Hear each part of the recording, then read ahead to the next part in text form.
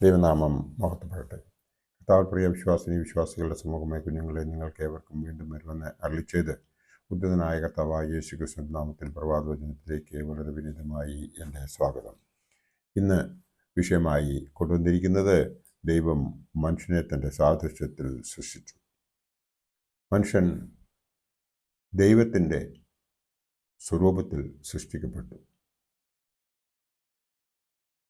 ഇത് മനസ്സിലാക്കണമെങ്കിൽ നാം ക്രിസ്തുയേശുവിൽ ഉള്ളവർ ആണെന്നും ജഡത്തെ അതിൻ്റെ മോഹങ്ങളോടുകൂടെ ക്രൂശിക്കുവൻ എന്നും പൗലോസ്ലിഹ ഗലാത്യരോട് പറഞ്ഞ കാര്യം നാം ഓർക്കുകയും ആത്മാവിനാൽ നാം ജീവിക്കുന്നുവെങ്കിൽ ആത്മാവിനെ അനുസരിച്ച് നടക്കുകയും ചെയ്യണം. അതിനായിട്ട് നമുക്ക് ഇന്ന് ഒരു വേദഭാഗം നോക്കാം.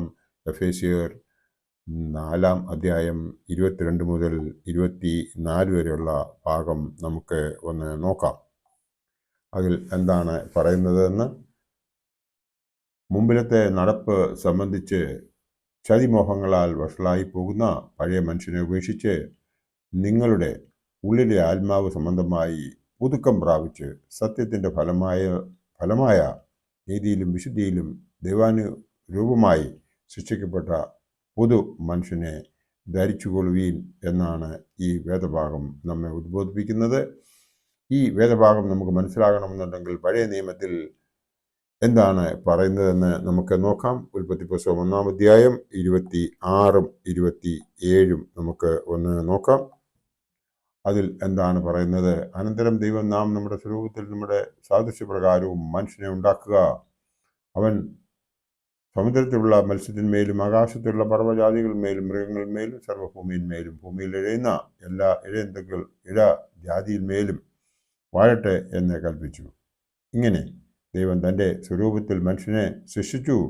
ദൈവത്തിൻ്റെ സ്വരൂപത്തിൽ അവനെ സൃഷ്ടിച്ചു, ആണും പെണ്ണുമായി അവരെ സൃഷ്ടിച്ചു എന്ന് ഈ ഭാഗത്ത് നാം കാണുന്നു.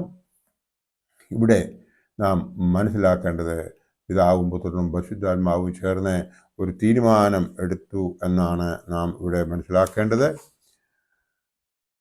ഇവിടെ 26-ാമത്തെ വാക്യത്തിൽ പറയുന്നത്, അനന്തരം നാം നമ്മുടെ സ്വരൂപത്തിൽ നമ്മുടെ സാദൃശ്യപ്രകാരം മനുഷ്യനെ ഉണ്ടാക്കുക എന്നാണ് ഇവിടെ പറഞ്ഞിരിക്കുന്നത്. മറ്റ് എന്തിനേയും സൃഷ്ടിക്കുന്നതിന് മുമ്പ് ഇങ്ങനെ ഒരു ആലോചന തുടങ്ങിയതായി നാം ബൈബിളിൽ കാണുന്നില്ല. അവൻ സൃഷ്ടിച്ചു. അനന്തരം ദൈവം നാം നമ്മുടെ സ്വരൂപത്തിൽ നമ്മുടെ സാദൃശ്യപ്രകാരം മനുഷ്യനെ ഉണ്ടാക്കുക എന്നാണ് ഇവിടെ പറയുന്നത്. അതിനുശേഷം 27-ാം വാക്യത്തിൽ പറയുന്നത്, ഇങ്ങനെ ദൈവം തൻ്റെ സ്വരൂപത്തിൽ മനുഷ്യനെ സൃഷ്ടിച്ചു, ദൈവത്തിൻ്റെ സ്വരൂപത്തിൽ അവനെ സൃഷ്ടിച്ചു, ആണും പെണ്ണുമായി അവനെ സൃഷ്ടിച്ചു എന്നാണ് ഇവിടെ പറയുന്നത്. ദൈവത്തിൻ്റെ സാദൃശ്യത്തിൽ സൃഷ്ടിച്ചു എന്നത് പിന്നെയും എടുത്ത് പറയുന്നതായി നമുക്ക് കാണാം. അടുത്തതായി നമുക്ക് ഉൽപ്പത്തി പുസ്തകം 5-ാം അധ്യായം 1-ാം വാക്യത്തിൽ എന്താണ് പറയുന്നത് നോക്കാം. ആദാമിൻ്റെ വംശപാരമ്പര്യമാവത് ദൈവം മനുഷ്യനെ സൃഷ്ടിച്ചപ്പോൾ ദൈവത്തിൻ്റെ സാദൃശ്യത്തിൽ അവനെ ഉണ്ടാക്കി, ആണും പെണ്ണുമായി അവനെ സൃഷ്ടിച്ചു എന്ന് ഇവിടെയും പറഞ്ഞിരിക്കുന്നു. ദൈവത്തിൻ്റെ തീരുമാനം 3 പ്രാവശ്യവും നാം വായിച്ചു. ഒന്നാമതായി തീരുമാനിക്കുന്നു, രണ്ടാമതായി സൃഷ്ടിക്കുന്നു, മൂന്നാമതായി അത് എടുത്തു പറയുന്നു. ഇവിടെ നമുക്ക് യാതൊരു സംശയവുമില്ല, നാം ദൈവത്തിൻ്റെ സ്വരൂപത്തിലും സാദൃശ്യത്തിലും ആണ് നിർമ്മിക്കപ്പെട്ടത് എന്ന് ഉള്ളതിന് യാതൊരു സംശയവുമില്ല. ഉൽപ്പത്തി പുസ്തകം 3-ാം അധ്യായം 5-ാം വാക്യത്തിൽ പറയുന്നത്, അത് തിന്നുന്ന നാളിൽ നിങ്ങളുടെ കണ്ണുകൾ തുറക്കുകയും നിങ്ങൾ നന്മതിന്മകളെ അറിയുന്നവരായി ദൈവത്തെ പോലെ ആവുകയും ചെയ്യുമെന്ന് ദൈവം അറിയുന്നു എന്ന് ഉത്തരം പറഞ്ഞു. അതായത് നാം ഇവിടെ കാണുന്നത്, നമ്മുടെ ഈ ലോകത്തിൽ നമുക്ക് ഉണ്ടാകാവുന്ന സംശയമാണ് നാം ഇവിടെ കാണുന്നത്. അതിൻ്റെ ഒരു ഉത്തമ ഉദാഹരണമാണ് നാം ഇവിടെ കാണുന്നത്. അതായത് സാത്താൻ വന്ന് ഹവ്വായോട് പറയുന്ന ആ സാഹചര്യമാണ് നാം ഇവിടെ മനസ്സിലാക്കേണ്ടത്. അതിന് ഹവ്വ അപ്പോൾ സംശയിക്കുകയാണ്. അതിന് ഒരു ഉത്തമ ഉദാഹരണം ഞാൻ നിങ്ങളോട് പറയാം. നിങ്ങൾ ഒരു കല്യാണ വിരുന്നിനായി പോകുന്നുവെന്ന് ധരിക്കുക. അപ്പനും അമ്മയും മക്കളും കൂടി ആണ് പോകുന്നത്. കല്യാണത്തിന് പോകുമ്പോൾ ശരിക്കും ഒരുങ്ങിയാണ് പോകുന്നത് എന്നുള്ളതിന് യാതൊരു സംശയവുമില്ല. റിസപ്ഷനിൽ എത്തിയപ്പോൾ സ്വന്തക്കാരി പറയുന്നു, ഹേ, ഇതെന്തൊരു വേഷം, കൺമഷി പടർന്നിരിക്കുന്നു, മുടി ശരിയായിട്ടില്ല, ഇങ്ങനെയല്ലായിരുന്നു ചെയ്യേണ്ടത് എന്നൊക്കെ. അപ്പോൾ ഭർത്താവ് അവളെ ആശ്വസിപ്പിക്കുന്നു. അവൾ എത്ര പെർസെൻറ്റേജ് വിശ്വസിക്കുമെന്ന് ഒന്ന് ചിന്തിക്കുക.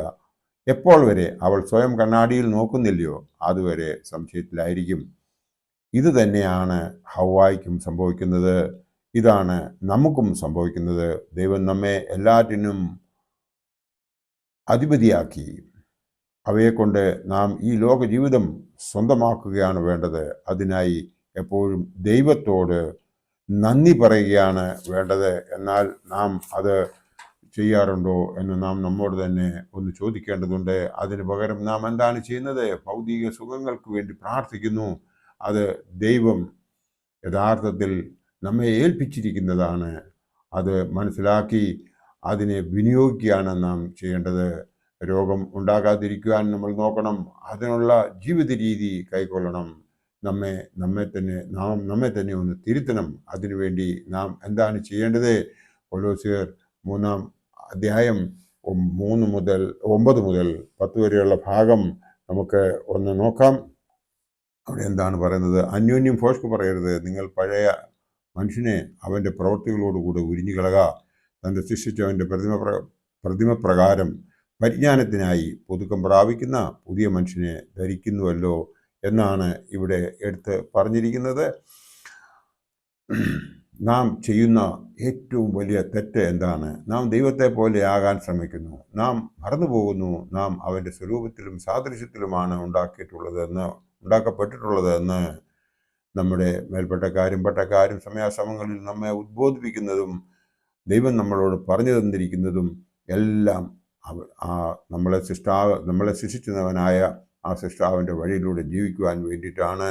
എന്നാൽ ഭൗതിക സുഖങ്ങൾക്ക് വേണ്ടി നാം ദൈവത്തോട് പ്രാർത്ഥിക്കുന്നു. എന്നാൽ നാം ചെയ്യേണ്ടത് ഭൗതിക സുഖങ്ങൾക്ക് വേണ്ടിയിട്ട് പ്രാർത്ഥിക്കാതെ ആ ഭൗതിക സുഖങ്ങൾക്ക് വേണ്ടിയിട്ട് നമുക്ക് ഈ ലോകത്തിൽ തന്നിരിക്കുന്നതിനെയൊക്കെയും നമ്മൾ ഉപയോഗിക്കത്തക്കവണ്ണം അനുഗ്രഹിക്കണമേ എന്ന് പ്രാർത്ഥിക്കുകയും ആ ഭൗതിക സുഖങ്ങൾ അനുഭവിച്ചതിന് ശേഷം അവന് നന്ദി പറയുകയും ആണ് നാം ചെയ്യേണ്ടത് എന്ന് നാം ഏവരും അറിഞ്ഞിരിക്കേണ്ടതാണ്. പഴയ നിയമത്തിൽ മോശ പറഞ്ഞിരിക്കുന്നതായ ആ കൽപ്പനകളെ അനുസരിക്കുന്നതിനായി പുതിയ നിയമത്തിലെ സംഗതികൾ മനസ്സിലാക്കി അതിന് പ്രകാരം ജീവിക്കുവാൻ നാം പഴയ മനുഷ്യനെ നമ്മിൽ നിന്നും ഉരിഞ്ഞിട്ട് പുതിയ മനുഷ്യനായി നാം ജീവിക്കണം. പൗലോസ് പറഞ്ഞിരിക്കുന്നത് ഓർത്ത് ദൈവത്തിൽ നമ്മെ തന്നെ സമർപ്പിച്ച് ബാക്കിയുള്ള ജീവിതം ജീവിക്കുവാൻ നമുക്ക് ശ്രമിക്കാം. എപ്പോഴും നന്ദിയുള്ളവർ ആയി മറ്റുള്ളവരെ സ്നേഹിക്കുകയും ദയ കാണിക്കുകയും പരോപകാരിയായിരിക്കുകയും ആണ് വേണ്ടത്. അതിനായി നാം ഓർത്തിരിക്കേണ്ട ഒരു വേദഭാഗമുണ്ട്. ഗലാത്യർ 5-ാം അധ്യായം 22-ഉം 23-ന്റെ ആദ്യ ഭാഗവും. അതായത് ആത്മാവിൻ്റെ ഫലം നമ്മൾ കൃത്യമായി അറിഞ്ഞിരിക്കണം. സ്നേഹം, സന്തോഷം, സമാധാനം, ദീർഘക്ഷമ, ദയ, പരോപകാരം, വിശ്വസ്തത, സൗമ്യത, ഇന്ദ്രിയജയം. ഈ കാര്യങ്ങൾ നമ്മുടെ ജീവിതത്തിൽ ഉണ്ടാകണമെങ്കിൽ എപ്പോഴും നമ്മൾ പ്രാർത്ഥിച്ചുകൊണ്ടിരിക്കണം. പരിശുദ്ധനായ പൗലോസ് തെസ്സലോനിക്കർക്ക് എഴുതിയ 1-ാം ലേഖനം 5-ാം അധ്യായം 17-ാം വാക്യത്തിൽ പ്രകാരം പറയുന്നത് ഇവിടാതെ പ്രാർത്ഥിപ്പീൻ. നമുക്ക് അതിന് സാധിക്കുന്നുണ്ടോ? കൊലോസ്യർ 4:2 പറയുന്നു, പ്രാർത്ഥനയിൽ വിട്ടിരിപ്പീൻ, സ്വതന്ത്രത്തോടെ അതിൽ ജാഗരിപ്പീൻ എന്നാണ്. എല്ലാറ്റിനും ഒരു സമയമുണ്ട്. അതിനായി നമുക്ക് കാത്തിരിക്കാം. ദൈവം നമ്മളെ അനുഗ്രഹിക്കുന്നതിന് വേണ്ടി അവനിൽ നമ്മെ തന്നെ സമർപ്പിക്കാം. ദൈവം നമ്മളെ എല്ലാവരെയും അനുഗ്രഹിക്കട്ടെ.